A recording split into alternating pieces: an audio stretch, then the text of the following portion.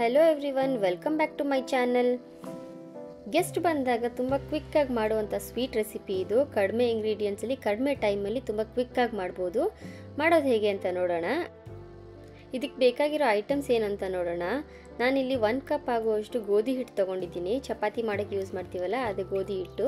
ಅದೇ ಕಪ್ಪಲ್ಲಿ 1 ಕಪ್ ಆಗುವಷ್ಟು ಸಕ್ಕರೆ, ಒಂದು ಅರ್ಧ ಕಪ್ ಆಗುವಷ್ಟು ದ್ರಾಕ್ಷಿ ಗೋಡಂಬಿ, ಮತ್ತು 1/4 ಸ್ಪೂನ್ ಆಗುವಷ್ಟು ಏಲಕ್ಕಿ ಪುಡಿ, ಒಂದು 1/4 ಕಪ್ ಆಗುವಷ್ಟು ತುಪ್ಪ ತೊಗೊಂಡಿದ್ದೀನಿ. ಈಗ ಹಲ್ವಾ ಮಾಡೋದಕ್ಕೆ ಸ್ಟವ್ ಆನ್ ಮಾಡಿ ಒಂದು ಪ್ಯಾನ್ ಇಟ್ಕೊಂಡಿದ್ದೀನಿ. ಅದಕ್ಕೆ ಒಂದು 3 ಸ್ಪೂನ್ ಆಗುವಷ್ಟು ತುಪ್ಪ ಹಾಕ್ಕೋತಾ ಇದ್ದೀನಿ. ಈ ತುಪ್ಪಕ್ಕಾದ್ಮೇಲೆ ಇದೇ ತುಪ್ಪದಲ್ಲಿ ದ್ರಾಕ್ಷಿ ಮತ್ತು ಗೋಡಂಬಿನ ಹುರಿದು ಎತ್ತಿಟ್ಕೊಂಡಿರೋಣ.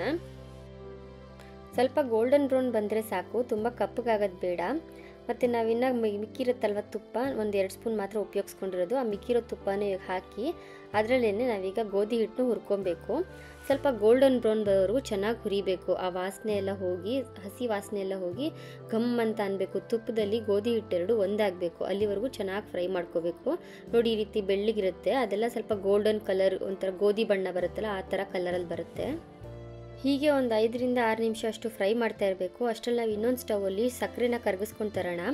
1 ಕಪ್ ಆಗುವಷ್ಟು ಸಕ್ಕರೆ ತೊಗೊಂಡಿದ್ದೀನಿ. ಇದೇ ಸಕ್ಕರೆಗೆ 2 ಕಪ್ ಆಗುವಷ್ಟು ನೀರು ತೊಗೋತಾ ಇದ್ದೀನಿ. ನೀವು ಯಾವ ಕಪ್ಪಲ್ಲಿ ಸಕ್ಕರೆ ತೊಗೊಂಡಿರ್ತೀರಲ್ಲ, ಗೋಧಿ ಹಿಟ್ಟು ಸಕ್ಕರೆ, ಅದೇ ಕಪ್ಪಲ್ಲೇ ಮೆಜರ್ಮೆಂಟಲ್ಲಿ ತೊಗೊಳ್ಳಿ.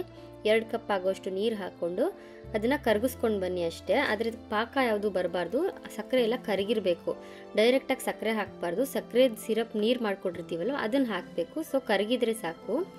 ಈಗ 3-4 ನಿಮಿಷ ಆಗಿದೆ ನೋಡಿ, ಇದು ಕಲರ್ ತುಂಬ ಚೇಂಜ್ ಆಗಿದೆ, ತುಪ್ಪದಲ್ಲೆಲ್ಲ ಒಂದಾಗಿದೆ. ಈಗ ಇದನ್ನು ನಿಧಾನಕ್ಕೆ ಹಾಕ್ಕೊಳ್ತಾ ಬನ್ನಿ. ಹಾಕ್ಕೊಳ್ಳುವಾಗ ಸ್ವಲ್ಪ ಹುಷಾರು, ಈ ರೀತಿ ಕುದೀತಾ ಇರುತ್ತೆ. ಮತ್ತು ಮಿಕ್ಸ್ ಮಾಡ್ತಾ ಬರಬೇಕು, ಕಂಟಿನ್ಯೂಸ್ ಆಗಿ ಮಿಕ್ಸ್ ಮಾಡ್ಕೊಳ್ತಾ ಬನ್ನಿ.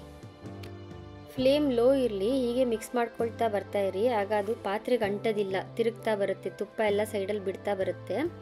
ನೋಡಿ, ಈ ರೀತಿ ಬಂದಿದ್ದಾದಮೇಲೆ ಇದಕ್ಕೆ ಈಗ ನಾನು ಅರ್ಧ ಟೀ ಸ್ಪೂನ್ ಆಗುವಷ್ಟು ಏಲಕ್ಕಿ ಪುಡಿನೂ ಹಾಕ್ಕೋತಾ ಇದ್ದೀನಿ. ಮತ್ತು ಆಗಲೇ ಹುರಿದಿಟ್ಕೊಂಡಿದ್ವಲ್ಲ ಡ್ರೈ ಫ್ರೂಟ್ಸು, ಅಂದರೆ ದ್ರಾಕ್ಷಿ ಮತ್ತು ಗೋಡಂಬಿ, ಅದೆರಡನ್ನೂ ಹಾಕಿ ಮಿಕ್ಸ್ ಮಾಡ್ಕೊಳ್ತಾ ಇದ್ದೀನಿ. ಈಗ ಸ್ಟವ್ ಆಫ್ ಮಾಡಿಬಿಡಿ. ಇದು ಹಾಕಿದಾದಮೇಲೆ ಮಿಕ್ಸ್ ಮಾಡಿದ್ರೆ ಗೋಧಿ ಹಲ್ವಾ ಅಥವಾ ಆಟ ಹಲ್ವಾ ಇಲ್ಲ ವೀಟ್ ಹಲ್ವಾ ಏನು ಹೇಳ್ತೀವಿ, ಅದು ರೆಡಿಯಾಗಿದೆ. ತುಂಬ ಕ್ವಿಕ್ಕಾಗಿ ಮಾಡ್ಬೋದು. ನಾನಿದು ಮಾಡೋದಕ್ಕೆ ತೊಗೊಂಡಿರೋ ಟೈಮಿಂಗ್ಸು ಬರೀ 1/4 ಗಂಟೆ ಅಷ್ಟೇ.